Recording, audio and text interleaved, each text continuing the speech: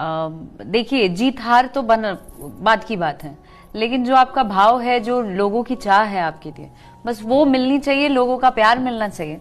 बाकी तो जीत, आज हार है कल जीत होगा। जब से पवन भैया चुनाव हारे हैं, चाहे पवन भैया का दोस्त हो या फिर दुश्मन, सब लोग सिर्फ एक ही बात कह रहे हैं कि अगर आज पवन सिंह चुनाव हार गए हैं तो ऐसा नहीं कि वो कल भी हारेंगे, वो कभी ना कभी चुनाव जीतेंगे, कभी ना कभी जनता उनको अपना पूरा प्यार देगी और फिर से पवन भैया अपनी वापसी करेंगे।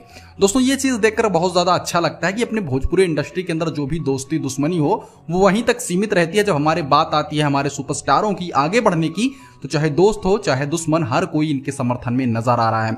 इस चीज को देखकर दोस्तों कहीं ना कहीं बहुत ज्यादा अच्छा भी महसूस होता है कि जिस तरह से हमारी भोजपुरी इंडस्ट्री के अंदर पिछले कुछ टाइम में बहुत ज्यादा दुश्मनी हो गई थी, एक दूसरे को लोग देखना नहीं चाहते थे, बहुत कुछ हुआ, ये सब तो आप जानते ही हैं। लेकिन दोस्तों, चुनाव के बाद जब पवन भैया चुनाव हारे, तब असलियत को पता चली कि भाई हर कोई चाहता है कि हमारे इंडस्ट्री से लोग आगे निकले, हमारे इंडस्ट्री से लोग आगे बढ़ें।